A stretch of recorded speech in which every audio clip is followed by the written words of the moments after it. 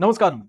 In today's video, I'm going to explain an extremely important step when it comes to dealing with electronic evidence. It could be photographs or videographs taken from your mobile phone or dash cam. And this step is very important when you are submitting it to the police and to the courts as a crucial evidence. Now, let me tell you that there is no video, no other source of information on this subject anywhere online. So therefore, I'm making this video as a guided tutorial to show and demonstrate to you the step-by-step aspects which are involved in dealing with electronic evidences. Now, before we get into the practical demonstration, it is very important that you know the basic concepts of electronic evidence. So let us look at them now. Now, firstly, electronic records are a part of document under the Indian Evidence Act, which is currently revised as the Bharatiya Sakshya Adhiniyam of 2023 under section 2D. You could have an email, server log, or websites. It could be the location evidence. It could be voicemail messages. It could be photographs, videographs recorded in cell phone, dash cam. All of these are a part of document under the Indian Evidence Act. And section 2 further provides that evidence would also include digital and electronic records. Now, you need to understand that there are two categories of evidences. One is primary evidence and the other is secondary evidence. Now, please understand that when you produce the actual evidence itself, the electronic record itself, the original device, then that becomes the primary evidence before the court. Whereas if you produce any copy of the original recording, that becomes a secondary evidence. So secondary evidence includes certified copies or copies made from the original but were compared with the original. Now, it's very important for you to know that if you want to produce the electronic evidence before the court, you must comply with the provisions of section 63. So what does section 63 exactly say? It says that, number one, if you are producing the original device itself, then there is no need to follow the further procedure in this section. So let us say I have an SD card in which the original data was recorded. So if I'm producing the original SD card, that card in which the data was actually recorded, then I don't have to worry about any other procedure. But if I'm transferring, if I'm copying data from the original source and making a copy of it to submit before the court, now I will have to follow the procedure under section 63 of the Bharatiya Sakshya Adhiniyam. So the second step is that you will have to produce a certificate for producing the copy of that original electronic record. The next thing that you need to understand is what all should that certificate include. So that certificate will give some information relating to how that electronic record, that data was originally produced. Was it photograph taken in a cell phone? Was it a videograph taken in a dash cam or in a CCTV? What was that the mode of recording of that electronic data? And secondly, you also need to inform using which device was that electronic data created. So was it using a CCTV or a dash cam or a cell phone? And then you need to sign that entire certificate, you need to fill it and you need to sign that in part A. This certificate also has a part B, which is going to be filled by the police generally, or if it is sent to the forensic expert, then they are going to fill the part B certificate. Now, what exactly is this certificate? Why do you have to follow this procedure? Let us look at a quick practical demonstration. Alright, so now we're looking at my computer screen and I have the photograph of a traffic violator. It could be anybody.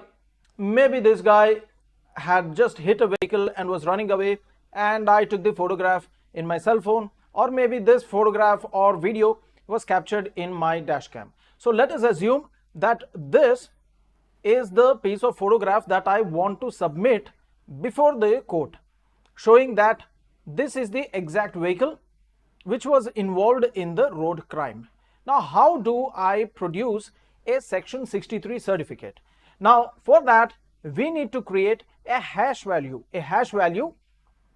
for this file. How do you determine and get the hash value of this file? So I open up any website that gives us the hash value. I am specifically using this website called md5file.com, and here let me upload that file. So as you can see, this is the original file name, this is the size of the original file, and the moment I have uploaded it, it has generated certain random alphanumeric numbers. Here we have MD5, SHA1, SHA256 and so on. Now this is the hash value using the algorithm MD5. This is the hash value created using the algorithm SHA1. Now that's a completely free software, and you just have to upload the file and you will get the result. Now the question is, what if I tampered with this original file? What will happen? Let me demonstrate what happens. So here I've opened a photo editing software, and using this software I will tamper with any part of the photograph. So let me hide the number plate here. As you can see, the number plate is now hidden. All you can see is the other value. So now let me save it as an edited file. Alright, so we have saved it as an edited file. Now if I upload the edited file, what will happen?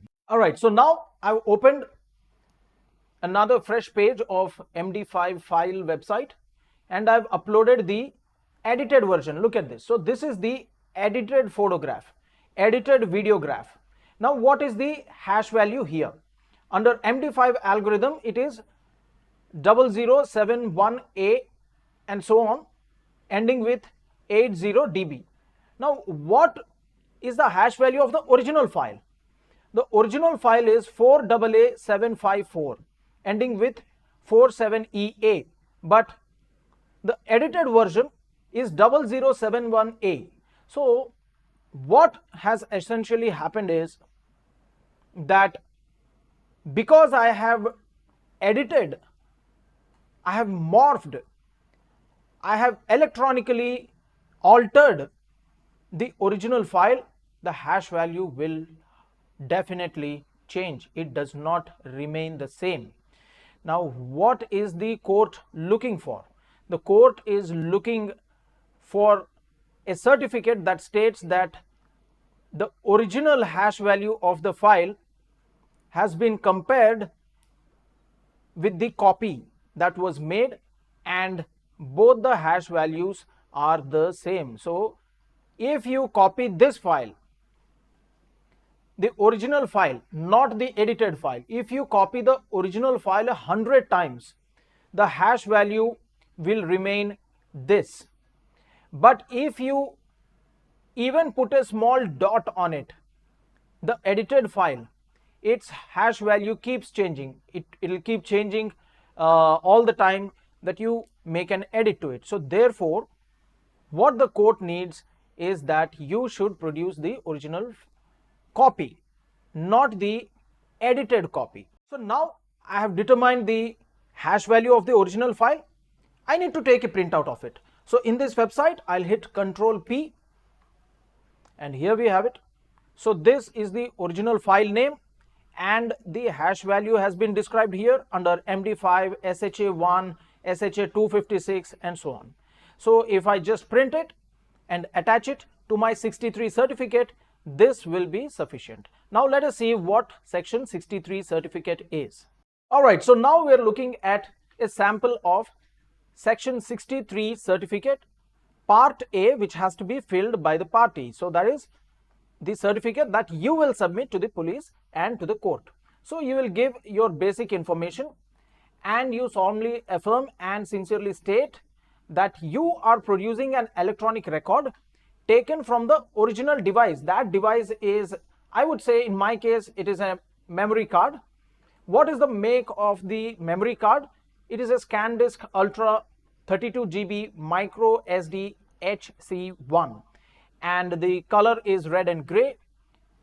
It has a serial number. If it doesn't have it, it's okay. Or the original device could have been a mobile phone, or maybe it was made using the server, or it was a cloud device, whatever it is. Or if it was a mobile phone, you also have the IMEI number that you need to mention here. Fine.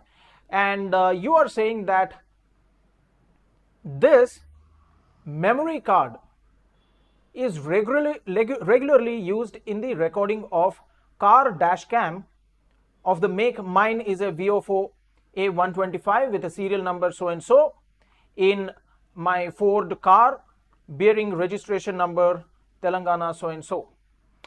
And the data from the above memory card is copied into a flash drive. I've copied it from the SD memory card into a Kingston flash drive through Windows 11 or Windows 10, whatever it is, the operating system, on my laptop model, which is a Dell laptop bearing serial number so and so.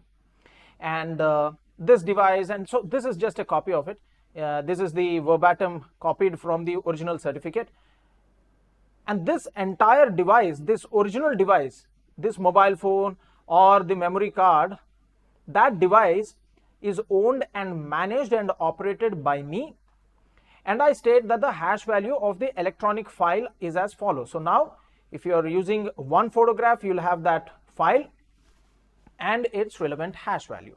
So let us say your car dashcam has produced 5 files in which you want to rely for crucial evidence. So you'll have file number 1, file number 2, 3, 4, 5, and this hash value has been obtained through the algorithm. It could be if you're copying from that screen. So if this is the file and the hash value you're copying is from the algorithm MD5, right? So you copy this and you paste it here. And so you're mentioning that you have obtained this hash value using the, you will strike off the others and you will tick mark MD5. Hash report needs to be enclosed with the certificate. How do you do that? So I hit Control P, I take the printout, and that I'm going to attach with this report. At the end, of course, you have date, time would be in 24 hours, place is Hyderabad in my case. I'm going to affix my signature here. There is a part B to this. The part B is to be filled by the expert. So usually what happens is that the police will compare the original file. You might have taken it in your mobile phone, so they will compare it. So the expert is going to compare your original recording with the copy of the file you are producing in the pen drive and whether it is the same. So is it this same one which the original is giving, or is it any other different value? Alright, so that is how we prepare a Section 63 certificate, and should you ever need to use that certificate, I'm going to leave a link to download that certificate, and you can complete it and submit it to the police. Just ensure that you have also attached a signed copy, a self-attested copy of the printout which you have derived from an online tool. So let me just reiterate what we just discussed. If you are submitting the original source to the court, you do not need to do anything else. That itself is the primary evidence. But if you are submitting a copy of the original source, then you need to submit it with a Section 63 certificate stating that the hash value in this is equal to the hash value in this. And then the expert is going to compare whether what you are saying is true or not. It becomes very important, especially considering that artificial intelligence nowadays is generating real-like images and videographs. So therefore, the court is not going to take any random piece of photograph that is put before it. They would ask for the authenticity of that data. All right, so that's all for today. I hope you've learned something new. If you have any further questions regarding Section 63 certificate, please feel free to drop it in the comments. Thank you.